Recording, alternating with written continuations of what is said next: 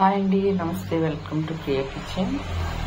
ఈరోజు సగ్గుబియ్యం వడియాలు ఏ విధంగా ప్రిపేర్ చేయాలో నేను చూపిస్తాను. ఇది నేను రాత్రి నానబెట్టానండి. రాత్రి నానబెట్టుకుని ఇలా సాఫ్ట్గా చక్కగా నానిపోయి ఉంటే మనం వడియాలు ఉడకబెట్టడానికి వడియాలు పట్టుకోవడానికి చాలా ఈజీగా ఉంటుంది. చాలా సింపుల్ అండి.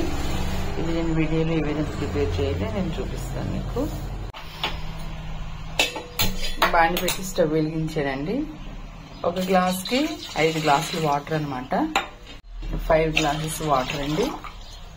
ఈ వాటర్ బాయిల్ అయిన తర్వాత ఇందులో అప్పుడు సగ్గుబియ్యం నానబెట్టుకుని వేయవలసి వస్తుంది. ఇందులో కొంచెం సాల్ట్ వేస్తున్నానండి. సాల్ట్ అనేది మనం చూసుకుని వేసుకోవాలి, ఎందుకంటే ఇది ఎక్కువ సాల్ట్ పట్టదు. తర్వాత సాల్ట్ ఎక్కువైపోతుంది కనుక మనం ముందు చూసుకుని తర్వాత అవసరమైతే లాస్ట్ అంతా ఉడికిన తర్వాత కూడా కొద్దిగా వేసుకోవచ్చు.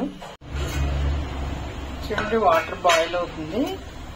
ఇప్పుడు ఇది మనం నానబెట్టి పెట్టుకున్న సగ్గుబియ్యం ఇందులో వేసేస్తాం.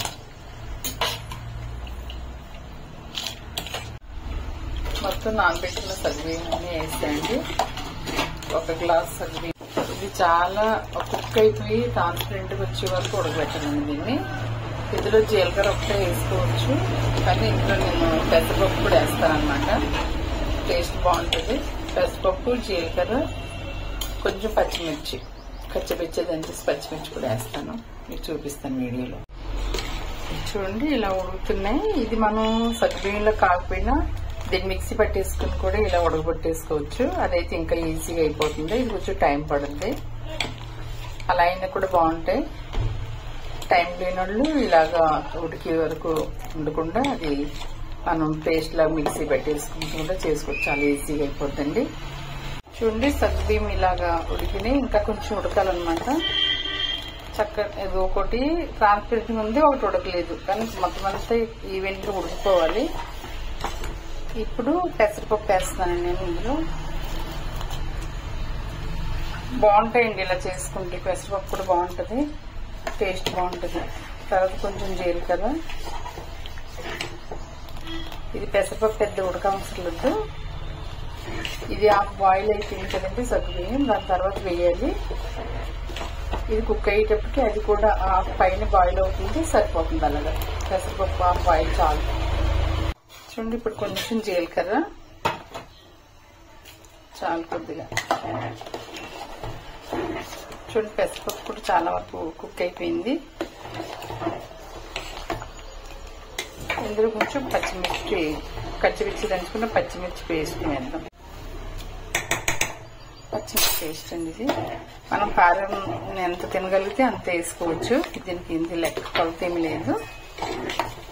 అలాగే సాల్ట్ కూడా అంతే. జీలకర్ర అది సరిపోతుంది, పెద్ద ఎక్కువ అవసరం లేదు.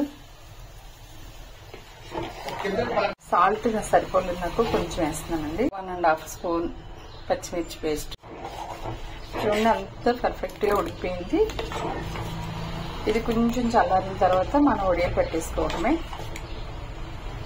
చాలా టేస్ట్ చాలా బాగుంటాయండి. పిల్లలకు కూడా స్నాక్స్ లాగా ఉపయోగపడుతుంది. ఇది పిల్లలకి స్నాక్స్ లాగా పెట్టచ్చు. పప్పుచారులోకి, చారులోకి, అన్నింటిలోకి చాలా బాగుంటుంది ఇది.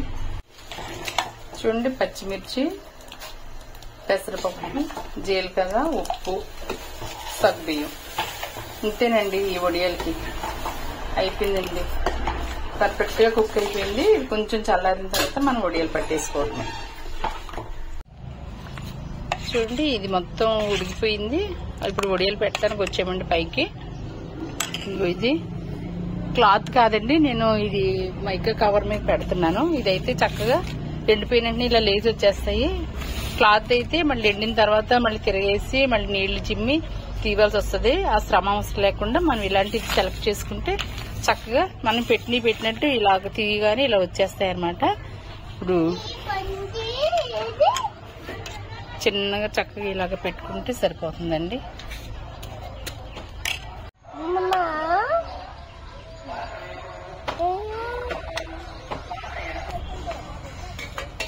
అశ్వి, ఈ వడియాలు ఇష్టమా నీకు? తింటావా? చూడండి, మా మనోడికి కూడా నాకు షేరింగ్ అనమాట. పని చేయడానికి వచ్చాడు నాకు హెల్ప్. ఆశ్రీకి కూడా చాలా ఇష్టం. ఇవి చాలా ఈజీ అండి, చాలా టేస్టీగా ఉంటాయి, చాలా హెల్దీ కూడా. మీరు క్లాత్ మీద పెట్టకుండా ఇలా ప్లాస్టిక్ కవర్ మీద పెట్టడానికి ట్రై చేయండి.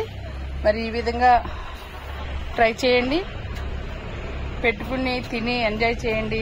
మరి నా ఛానల్ని కొత్తగా చూస్తున్నట్టు సబ్స్క్రైబ్ చేయండి. పట్టిన వడియాలు కదండి, నిన్న ఎండలో పెట్టాను, పొద్దున్న రాత్రి ఏమో ఫ్యాన్ గాలికి పెట్టేశాను. ఇదిగోండి ఇలా ఆరిపోయింది, చూడండి ఎంత చక్కగా వచ్చింది. ఇది ఈవినింగ్ వరకు ఇలా ఎండలో ఉంచేస్తే అయిపోతాయి. ఒక మ్యాక్సిమం 2 daysలో ఆరిపోతాయి అనమాట.